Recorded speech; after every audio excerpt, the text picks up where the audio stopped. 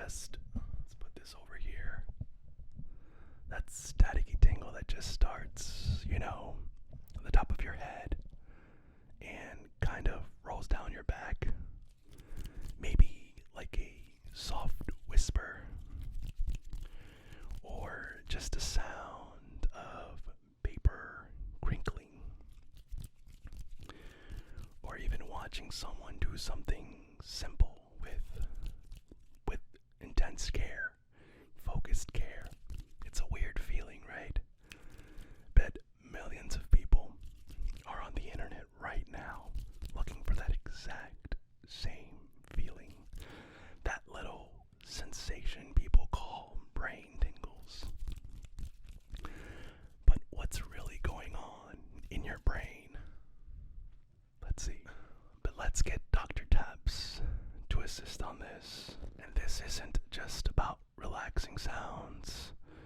We're going deep past the triggers, right into the core of your brain. In this video, we're going to try and unlock some real science behind the whole thing. We'll explore different parts of your brain, like self-awareness and emotions, kind of work on how they work together to create this super relaxed, happy feeling. This isn't just a vibe you're experiencing. It's about what's actually happening inside your brain, inside your head.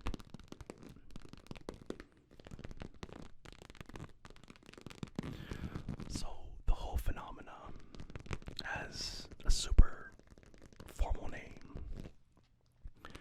autonomous sensory meridian response, otherwise known as ASMR. Yeah, I know, it sounds like something out of a science textbook, right? A really clumsy clinical name for a feeling that's so personal and for many of us intensely good. But a woman named Jennifer Allen actually coined the term back in 2016, no, 2010. She was just trying to give a formal name to this thing that tons of people had been experiencing quietly for decades. For the longest time, if you tried to explain it, you'd probably just get a blank stare. I know I do. You might have felt it as a kid watching the painter Bob Ross, who a lot of people say is an unintentional ASMR legend, or maybe listening to a teacher with a really calm voice. Today, ASMR is a global thing with a massive online community dedicated to creating and consuming content to get this very specific feeling.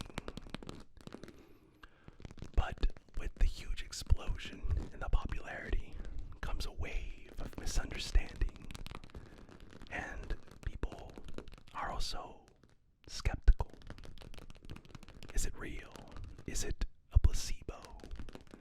What separates it from, a relaxed feeling? So, our mission today at ASMR Nerd Herd is to move past the stories and explore the science, which is growing super fast and starting to map out what's happening to our brains as I provide these brain tingles, literally. We'll look at the data from things like functional magnetic resonance imaging, or fMRI, and electrophysiology, or EEG, which are painting a complex and pretty fascinating picture. And what the research seems to suggest is that ASMR isn't just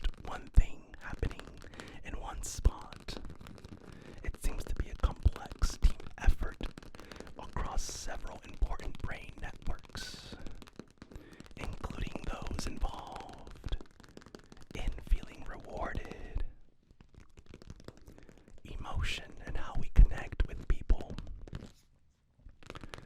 We'll break down what the science says, what it's only guessing at, and what's still a total mystery.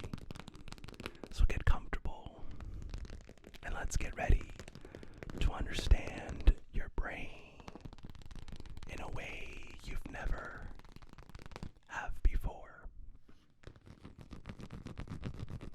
Before we put the brain under the microscope, it's good to understand the feeling itself, and we can do that just by breaking down the name. Autonomous just means it happens on its own spontaneously without you even trying. Sensory means it's triggered by your senses, hearing, sight, and sometimes even touch. Meridian is more of a poetic word used to suggest like a peak or a climax of the feeling. And response, well, it's a response or something similar to that. But if you put it all together, and you've got a spontaneous, sense-driven peak experience. For those of us who feel it, listen to it. ASMR is usually described as a pleasant, static-like tingling on the skin. It often starts on the scalp and moves down off the neck and the upper spine.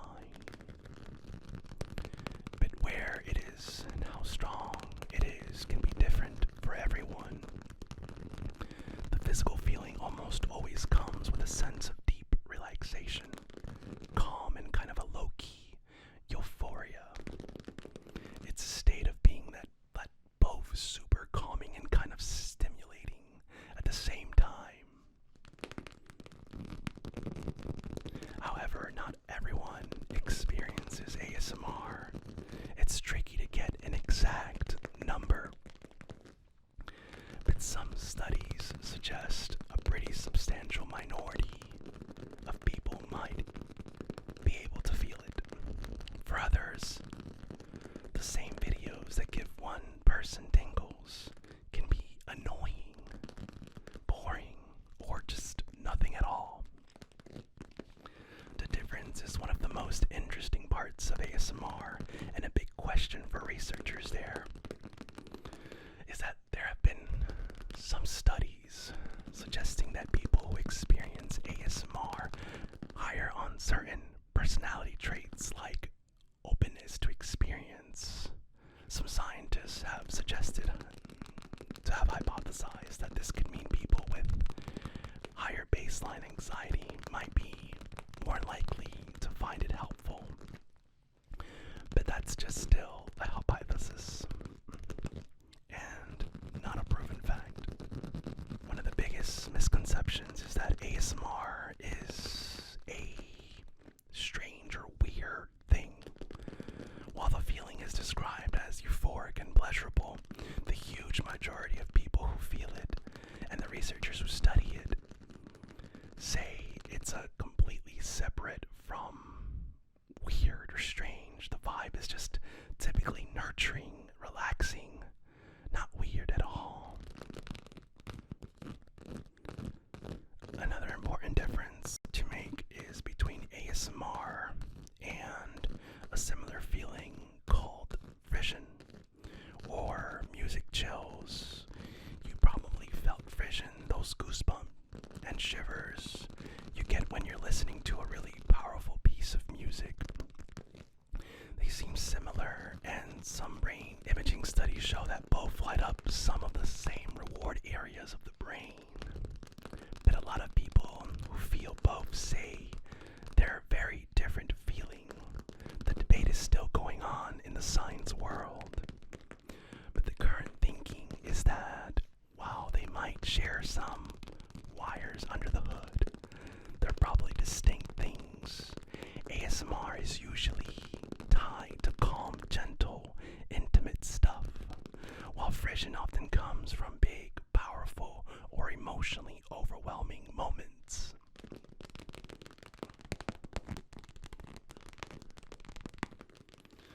The final piece of the puzzle here is that not all experiences are the same.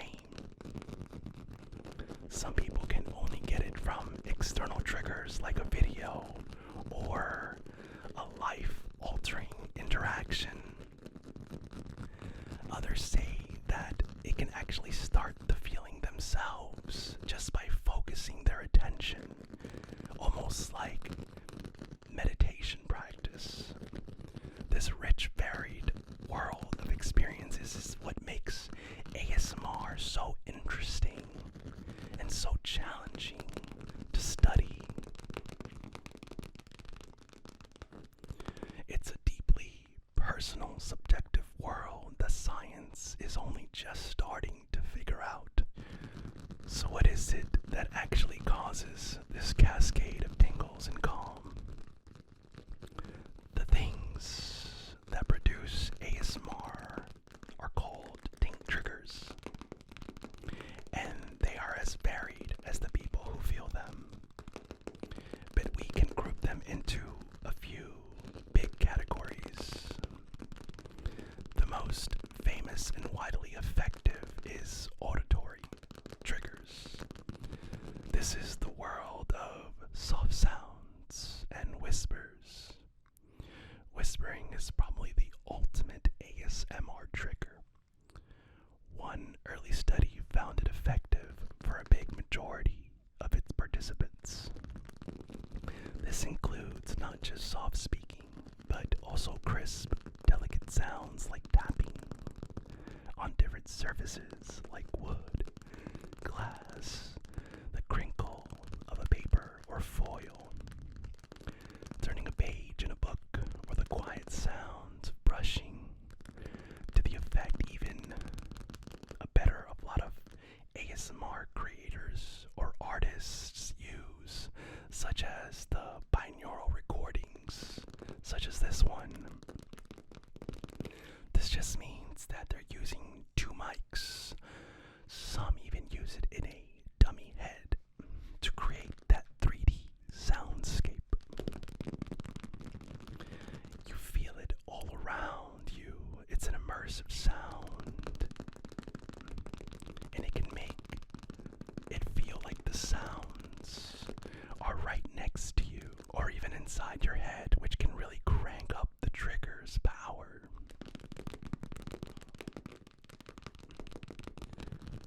Next up are the visual triggers. ASMR isn't just about sound.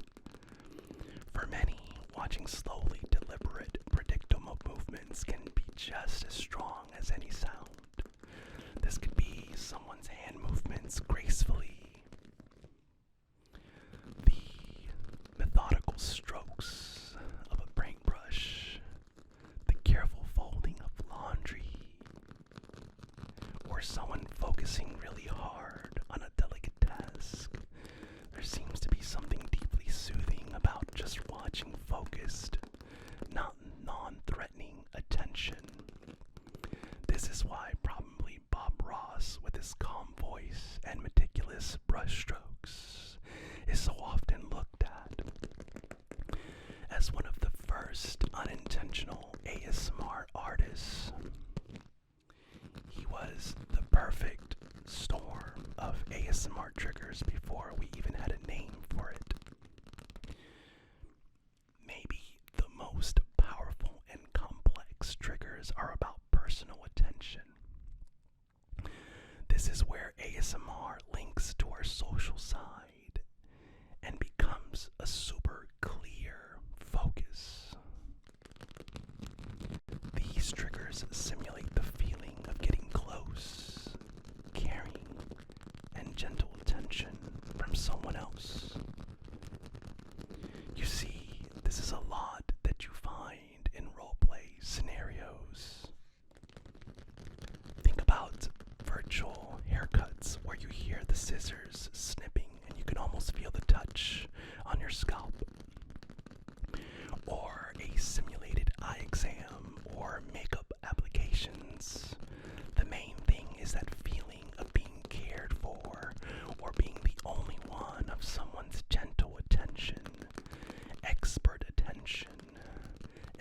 where one of the main hypotheses about ASMR comes in. It's that virtual grooming sensation idea. This theory suggests that these triggers tap into in ancient social bonding circuits in our brain. In a lot of these social animals, grooming isn't just about being clean. It's a huge deal for strengthening bonds and showing care. The theory is that personal attention, ASMR, is like a modern digital version of this super ingrained behavior. And it's in this context that scientists guess certain brain chemicals might be involved. For instance, they think a term called bonding hormone is a huge player because it's so involved in feelings of comfort, trust, and relaxation from positive social things. While it's a super cool idea, it's important to remember that for now, this is a well-reasoned hypothesis, not something that has been directly measured in a lab. So now that we've covered the common triggers from whispering and tapping to these intricate personal attention role plays, I'm genuinely curious what works for you. What is your go-to trigger that never fails for you? Let me know in the comments below. It's fascinating to see the sheer variety of responses, and believe it or not, sharing this stuff actually helps researchers get a better picture of the phenomena, what makes it so uniquely personal. Okay, so this is where our journey takes a turn. From the outside world of triggers to the inner universe of the brain. For years, ASMR was just a feeling, but for now, with modern neuroimaging tech, we can actually watch the brain as it experiences these tingles. The main tools for this are fMRI and EEG. In simple terms, fMRI measures brain activity by spotting changes in blood flow. When a part of the brain is more active, it needs more oxygen, and the fMRI can see that. It tells us where the stuff is happening. EEG, on the other hand, measures the electrical pulses of your brain directly with sensors on your scalp. It tells us when stuff is happening with amazing timing and shows the brain's overall electrical state. By putting the info both together, we start to get a clear picture of the ASMR brain. And what these studies have started to reveal is that there isn't a single ASMR spot in the brain. Instead, ASMR seems to be a network thing, a coordinated effort across multiple brain regions that are tied to some really high level of human experience. Let's start with the fMRI findings. In some studies, when people signal the tingles starting, researchers see a pattern of activation in a few key areas. One of the most talked about is the medial prefrontal cortex, or MPFC. This area right at the front of your brain is deep into what you might call self-awareness and social thinking. It's active when you think about yourself and your feelings and how you relate to other people. Seeing it active during ASMR suggests the experience isn't just a positive feeling. It's being processed in a way that connects your senses of self and your understanding of social cues. This really backs up the idea that personal attention triggers work because they tap into that social part of your brain. At the same time, another key area seems to get more active, a region tied to the brain's reward system, which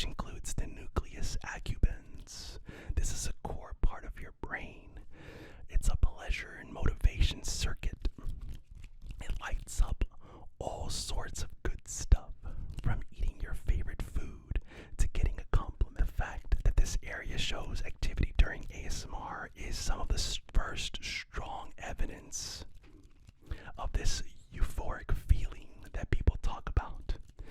Based on this, scientists have inferred that a release of dopamine, a key chemical in feeling rewarded, is probably involved. But it's super important to note that this is an inference, a good guess based on where the activity is. We haven't actually measured dopamine released in the human brain during ASMR yet.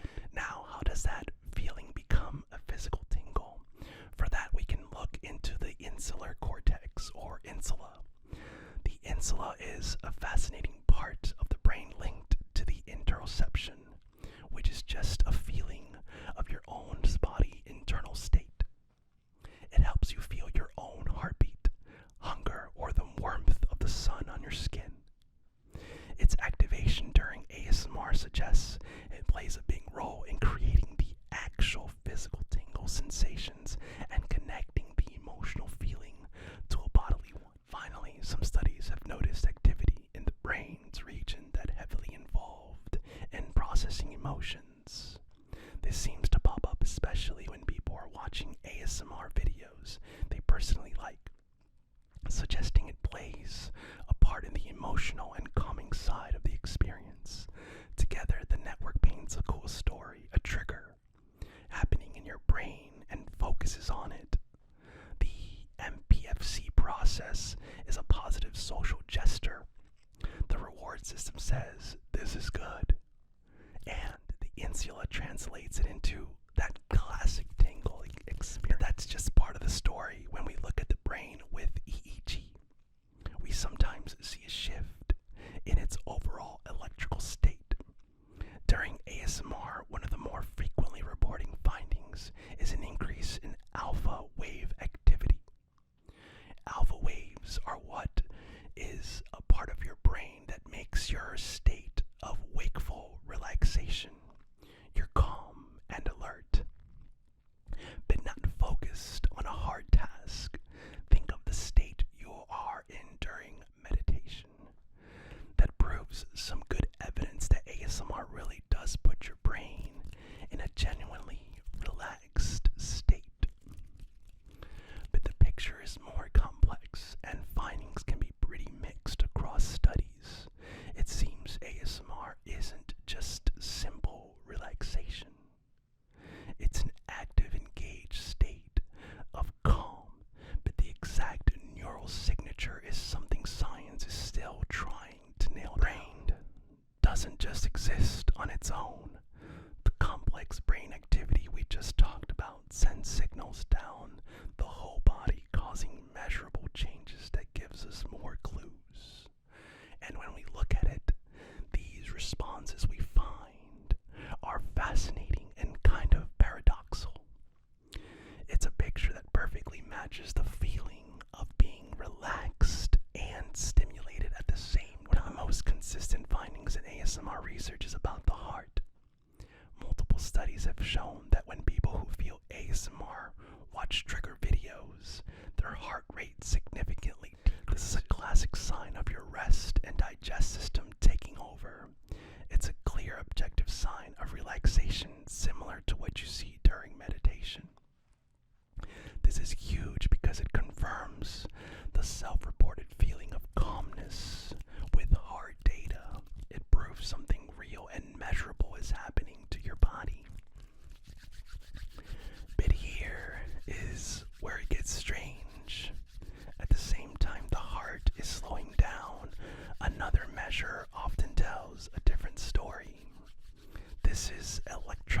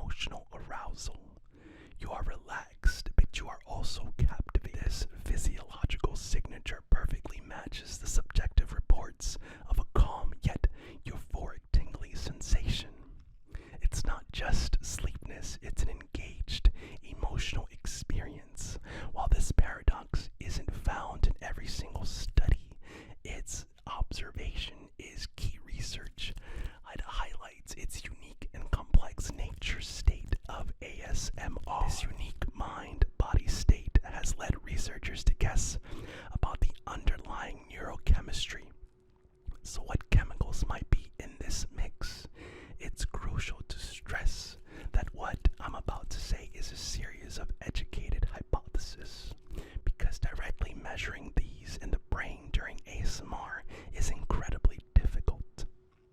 These ideas are based on the brain's regions where we see active and the feelings people report. First, as we mentioned, is oxytocin.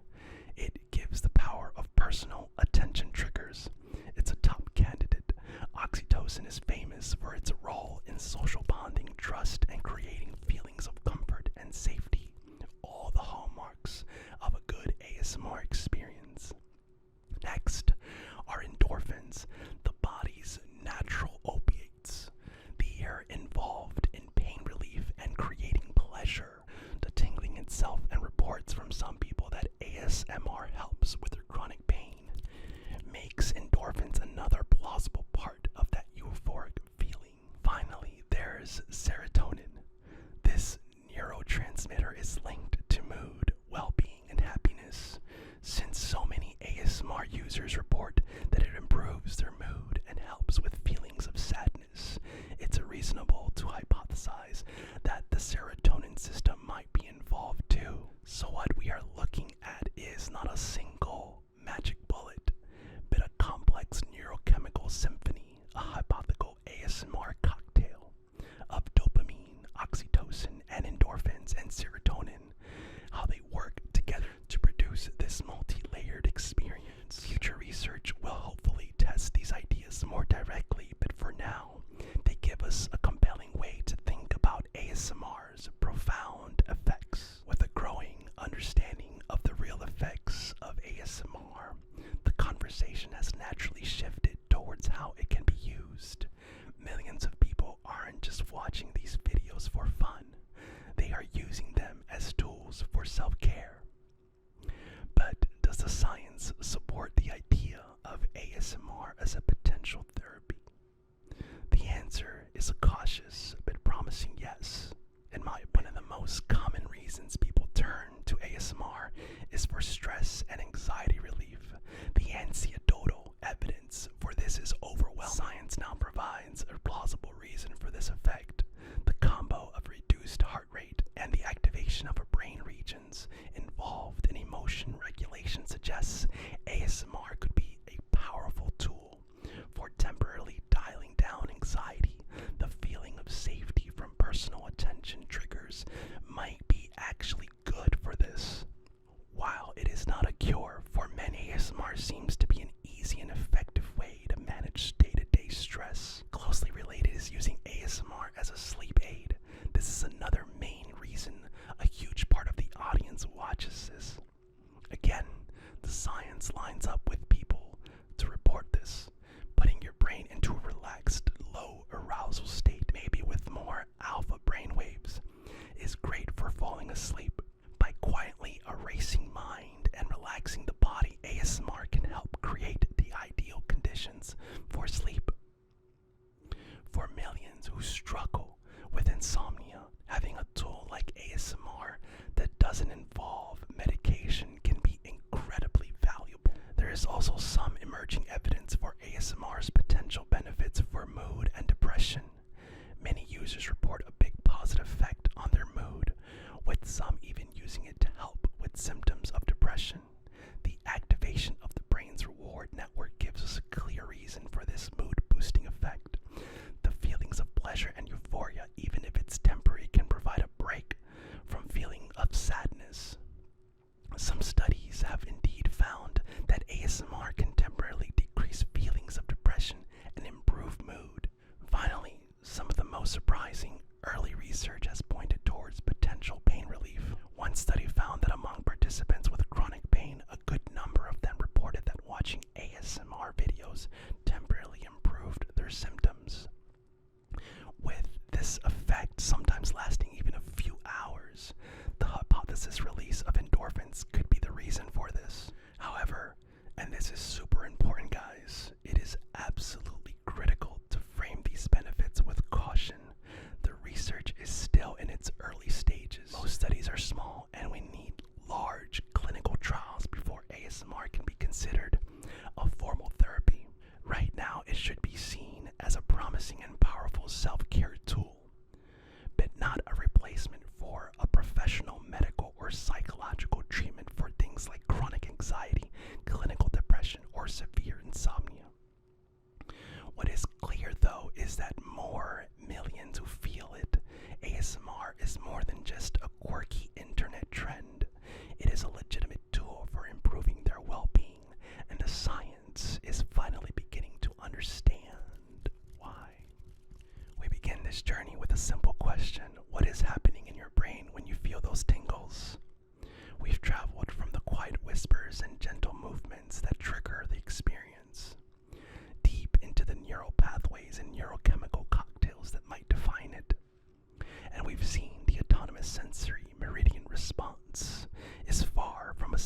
placebo.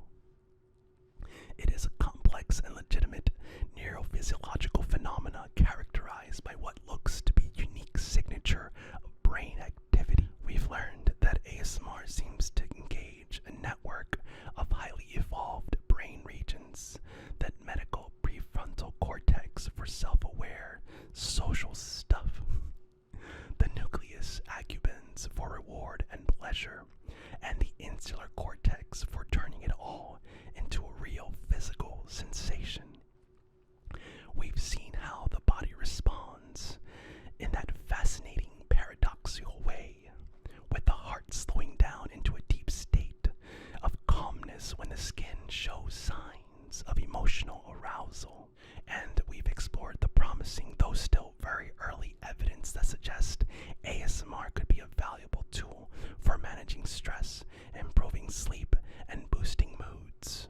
But maybe the most exciting takeaway is that the story is still being written. The field of ASMR research is young and vibrant, and I'm still learning about it too. Scientists are continuing to explore why some people experience it and others don't, what the long-term effects could be, and how it could be used as a more structured therapeutic tool. We are at the very beginning of understanding this profound intersection of our senses, our emotions, and our social nature.